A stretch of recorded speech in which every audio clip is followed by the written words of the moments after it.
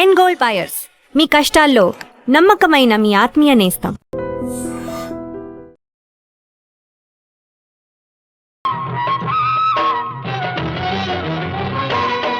జననానికి మరణానికి క్షణకాలమే. తెలుగు చిత్ర పరిశ్రమలో తీవ్ర విషాదం నెలకొంది. లెజెండరీ సింగర్ ఎస్ జానకి కన్నుమూశారు.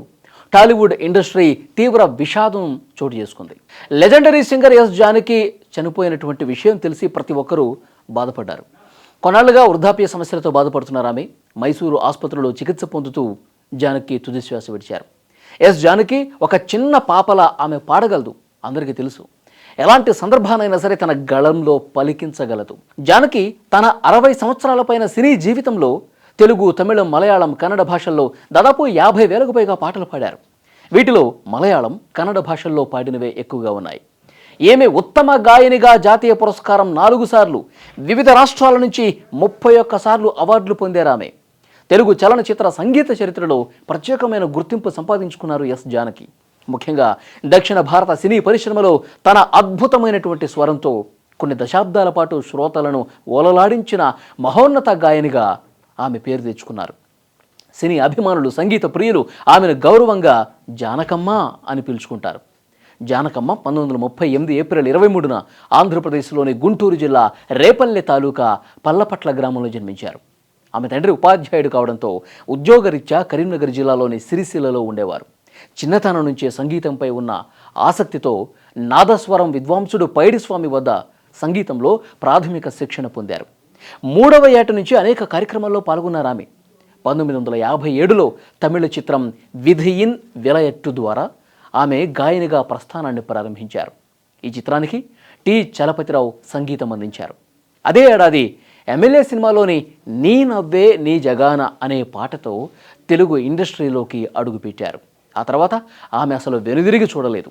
తెలుగు, తమిళం, కన్నడ, మలయాళంతో పాటు హిందీ, ఒడియా వంటి దాదాపు 17 భాషల్లో 50,000కు పైగా పాటలు పాడి సంగీత రికార్డుల్లో ఆమె సుస్థిర స్థానం సంపాదించుకున్నారు. చిన్నపిల్లల గొంతుతో పాడాలన్నా, పండితులను మెప్పించే శాస్త్రీయ సంగీతమైన, పల్లె పదాల జానపదాలైన జానకమ్మకు వెన్నతో పెట్టిన విద్య. స్వాతి ముత్యం సినిమాలో చిన్నారి పొన్నారి కిట్టయ్య ఈ పాటలో ఆమె పలికించిన పసితనం ఎవరూ మర్చిపోలేరు. పాటలోని భావాన్ని, ఎమోషన్ను పలికించడంలో ఆమె శైలి చాలా ప్రత్యేకం. గాన గంధర్వుడు ఎస్పి బాలసుబ్రహ్మణ్యంతో కలిసి ఆమె పాడిన వేలాది యుగళ గీతాలు టాలీవుడ్లో ఒక సువర్ణ అధ్యాయం అనే చెప్పాలి. ఉత్తమ గాయనిగా 4 సార్లు జాతీయ అవార్డులు అందుకున్నారంటే ఆమె ప్రస్థానం ఎలాంటిదో, ఆమె విశిష్టత ఎలాంటిదో అర్థం చేసుకోవచ్చు. వివిధ రాష్ట్ర ప్రభుత్వాల నుంచి నంది అవార్డులు, ఇతర రాష్ట్ర స్థాయి పురస్కారాలు ఎన్నో అందుకున్నారు ఆమె.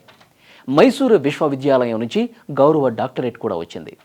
2013లో కేంద్ర ప్రభుత్వం ప్రకటించిన పద్మభూషణ్ అవార్డును దక్షిణ భారత కళాకారులకు దక్కాల్సిన గుర్తింపు ఆలస్యంగా దక్కిందనే కారణంతో ఆమె నమ్రతతో తిరస్కరించడం నిజంగా ఆమె వ్యక్తిత్వానికి నిదర్శనమనే చెప్పాలి. ఇక జానకమ్మ అంత్యక్రియలకు సంబంధించి కర్ణాటక ప్రభుత్వం తరఫున ప్రాతినిధ్యం వహించడానికి నియమించబడిన మంత్రి యతీంద్ర సిద్ధరామయ్య, తాను అధికారులు అలాగే కుటుంబ సభ్యులతో మాట్లాడుతూ ఉన్నాను.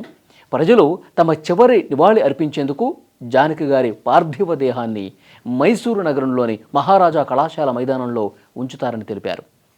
ఇక ఈ వార్త తెలిసిన వెంటనే అందరూ కూడా శోకంలో మునిగిపోయారు. యాక్చువల్గా జానకమ్మ తమ అంత్యక్రియలు మైసూరులోనే జరగాలని గతంలో చెప్పారని, కాబట్టి ఆమె చివరి కోరిక మేరకు ఇక్కడే చేస్తున్నామని కూడా మైసూరులో ఉన్నటువంటి ప్రజాప్రతినిధులు, అధికారులు కూడా చెప్పినటువంటి పరిస్థితి ఉంది. మైసూరులో ఉన్న కణియనహుండి గ్రామంలోని ఒక వ్యవసాయ క్షేత్రంలో అంత్యక్రియలు జరుగుతాయని, అక్కడే అన్ని ఏర్పాట్లు కూడా చేస్తున్నామని చెప్పారు.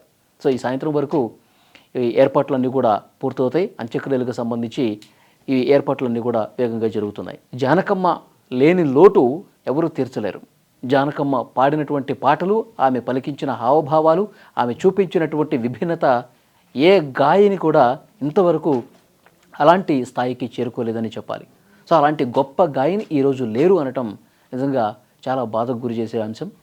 తెలుగు రాష్ట్రాలతో పాటు తమిళనాడు, కర్ణాటక, కేరళ ఇలా వివిధ రాష్ట్ర ప్రభుత్వాలు ఎన్నో అవార్డులు సత్కరించిన ఇవన్నీ కూడా తక్కువే. ఎందుకంటే ప్రజల హృదయాల్లో ఆమె ఎన్నో గొప్ప అవార్డులు గెలుచుకున్నారు.